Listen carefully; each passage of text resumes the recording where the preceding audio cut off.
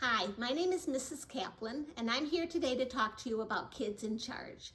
If you've been in the West Bloomfield School District, then you know what Kids in Charge is. But if you're new to our district, what it is a club that you now belong to that teaches kids how to make safe and healthy choices so that they can grow up to be alcohol and drug free. So check out my Kids in Charge shirt, and you guys are now members of the same club. So what we're going to talk about today is peer pressure. You guys are going off to middle school next year, and you're going to be with kids who are older than you, who have older brothers and sisters, and you might be put in situations that might make you uncomfortable. So you need to have some skills to learn how to say no, and we call that refusal skills. So you'll see up here we have a chart with refusal skills, and we're going to talk about that today. So it's really hard sometimes to say no to a friend, especially if you think the friend might get mad at you or the friend might not want to be your friend anymore. But as fifth graders, you really need to start thinking about making decisions that are right for you, even if it doesn't agree with your friends. So it's really hard to do that, but we're going to learn how to do that. So there are some refusal skills that you guys have learned along the way in Kids in Charge, and we're going to review them. The first one is say no like you mean it. Firm voice, good eye contact, like you're very confident. That's very different than this. No, I don't think so. I'm not going to do that. No, I'm not going to do that. Okay, sound like you mean it. Another one is no with a reason. I'm not going to smoke that cigarette. It's bad for my lungs and it's going to affect my ability to play soccer. Okay, no with a reason. Another one's an excuse. No, I can't go to Jason's house after school today. I have a dentist appointment. Even if you really don't, you can use that as an excuse to get out of an uncomfortable situation. Another one is to avoid the situation. If you know that everyone's going behind the school to drink a beer, if you go, you might get talked into it. But if you don't go and you avoid the situation and you go do something else, then you definitely won't be drinking a beer. Another one is walking away. We all have feet. We can get out of there. If we stick around, we are likely to give in. But if we get out of there and we walk away, then we won't give in. Another one is to change the subject. So if you, my friend, asked me to drink a beer with you, I could say, where are you going on vacation? How's your new dog? Did you study for the math test? And what message am I giving you? I'm not even going to talk about drinking a beer. I'm changing the subject. And another one is to blame it on an adult. We all have people in our lives that we can blame it on.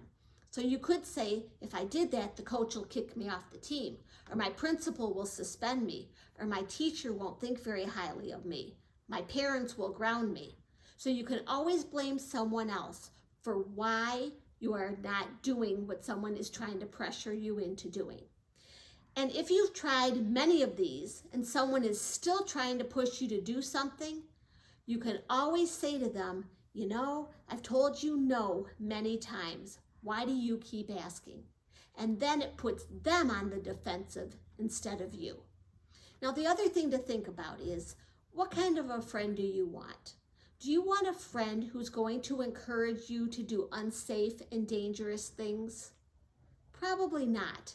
You want friends who are going to keep you safe and healthy. So think about that. If someone is encouraging you to do something dangerous, should this person be your friend? Now that's real easy to say, especially when you've been friends for so many years going through school, but you need to think what is best for you. And as you enter middle school, you'll be meeting new kids, and some of the kids that you've been friends with might be making choices that don't agree with your own choices. So you might have to end those friendships. And that may be sad, but you will make new friends. So peer pressure, your peers could be anybody. They could be your classmates, your neighbors, someone in your Sunday school class. And pressure is when they try to talk you into doing something. So we're not just talking about alcohol and other drugs. They could try to talk you into bullying someone, or stealing from a store, or cheating on a test. So you need to practice your refusal skills so that you feel very comfortable with them, so that when you need them in a stressful situation, you can use them. So I hope that you will practice those skills. Another thing you need to learn is coping skills. Okay? People use alcohol, tobacco, and other drugs because they might not feel so good about themselves, or they might have a problem they want to escape from. Some people are curious and wonder what it's like. Others think they'll be cool and show off for their friends. But the truth is, many people use alcohol, tobacco, and other drugs because they don't feel very good. So if you don't feel well, what can you do to feel better? Well, you can use what we've talked about in Kids in Charge, and that's your coping skills. So we have a whole bunch of coping skills on the board here, and there's so many more that I know you and your teacher will come up with. So you can talk to a safe and trusted adult. That could be a teacher, your parent, your best friend's father. Take deep breaths. If you breathe in and breathe out a few times, it can calm you down and make you feel better. Exercise, and that includes playing sports, taking a walk, doing yoga. That always is a wonderful coping skill to help people get rid of stress. Listening to music, and if you like to sing, singing music. Creating art.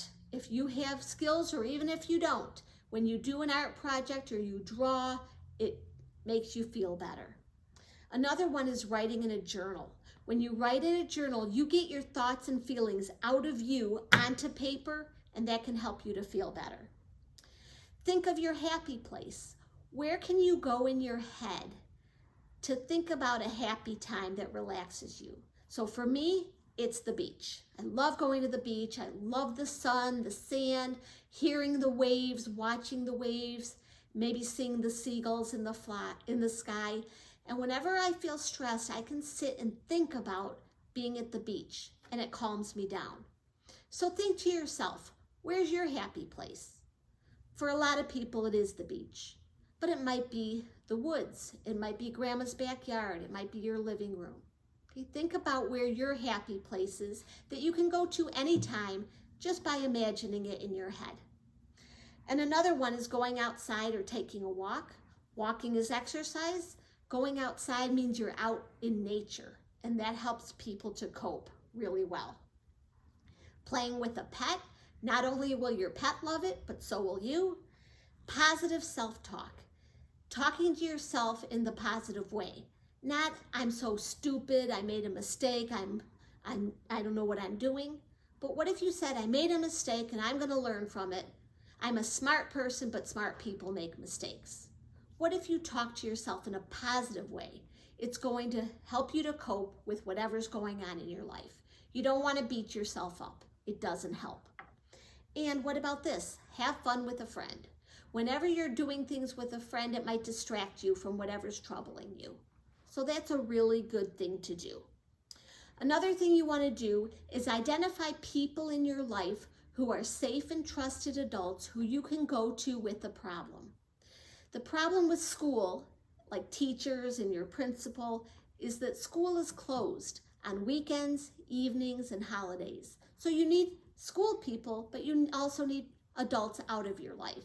So it might be your next door neighbor, your friend's father, it could be your Girl Scout leader or your soccer coach, but it's really important for you to have several safe and trusted adults that you can talk to about a problem if you need to. So you have now completed 5th grade Kids in Charge, the first session, and I hope you practice what you learned so that you can use it when you need it and remain safe and healthy.